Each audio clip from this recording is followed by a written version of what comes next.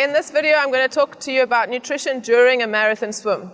So I'm going to use the example of a swim that I did last year. I circumnavigated Easter Island, which is an island in the South Pacific, and it ended up being a 63.5-kilometer swim, which was about 19 hours in the water. So as you can imagine, to have enough fuel to last you for 19 hours is, if you think about it, we had planned for a 24 to 30-hour swim, so I needed a maximum of 60 feet.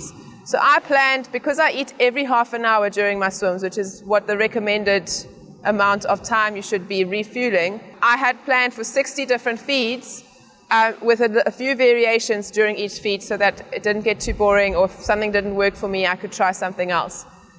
In the preparation for Easter Island, because we expected the water temperature to be colder, and because of the distance and the duration of time in the water, I had to spend 12 weeks trying to get my body fat percentage up, which was one of the hardest things I've ever had to do. A lot of people hate me for it, but if you work hard enough at something with a professional, it's achievable. And I worked very closely with my sports nutritionist, Karen Gibson, and for 12 weeks, every month we would measure my body fat, and it would go up a little bit, and I worked really hard at eating consistently and eating healthy fats. So I didn't take supplements to help me do it. I didn't eat rubbish like ice cream and chocolate and all of that stuff.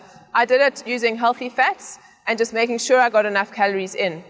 And for me, when I get tired, I find it very difficult to eat. And so we worked around drinking a lot of milk, a lot of fruit juice, a lot of smoothies, a lot of soups, so a lot of a liquid diet as supplements to my existing meals.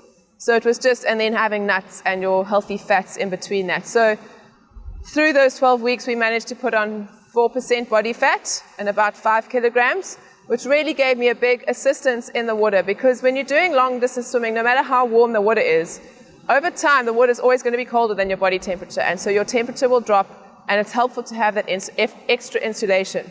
It's also helpful because you're burning so much, you can't actually physically eat as much as you need to for a long distance swim, and so having that extra body fat will help just to cover that extra energy generation.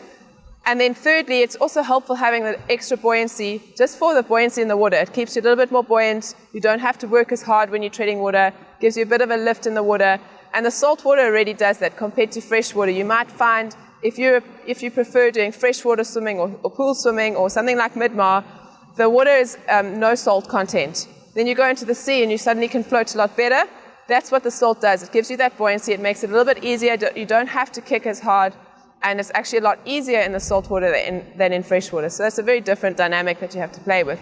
But if you look around the world at your top open water endurance marathon swimmers, they're not as lean as your ultra-distance marathon runners, for example. So for running, you need to be lean and mean and have as less weight for the impact of your joints.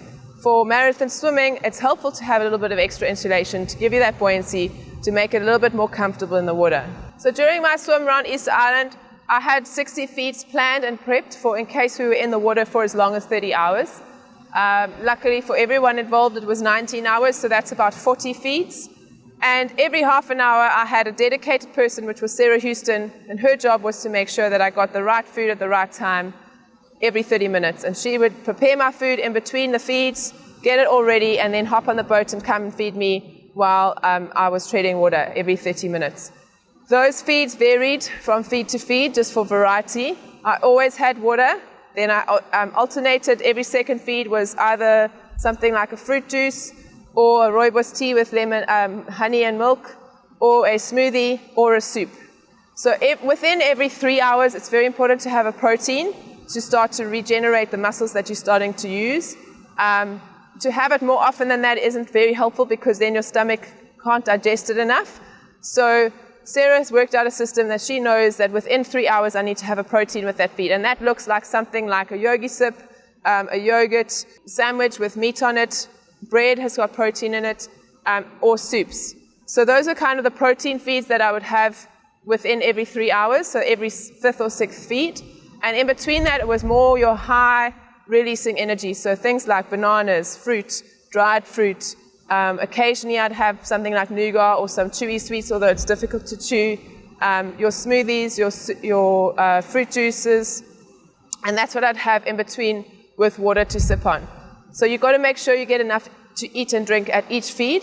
And what we found worked, which was quite surprising, what Sarah used to do is she used to fill my bottle with water or juice, and then I'd have 3 or 4 sips, and I wasn't actually drinking enough.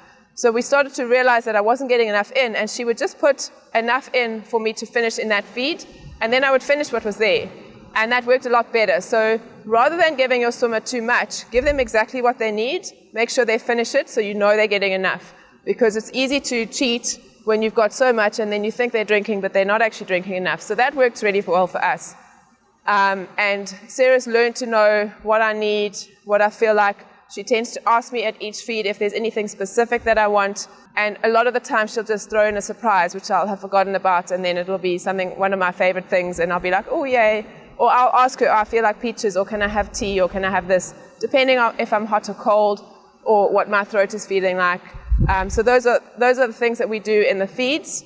Yeah, so during your swim, it's important to have a dedicated person who understands your nutritional needs, write it all down. We had it on a chart, option A, option B, option C, what you're drinking, what you're eating, and then every hour I was taking a little tablet with magnesium and potassium in it, which helps to prevent cramps, and it just helps to keep your energy levels up as well. So it's a natural homeopathic little tablet that's very, very good to use, and that's kind of the feeding routine that we used and we tend to use on each of our swims that we do.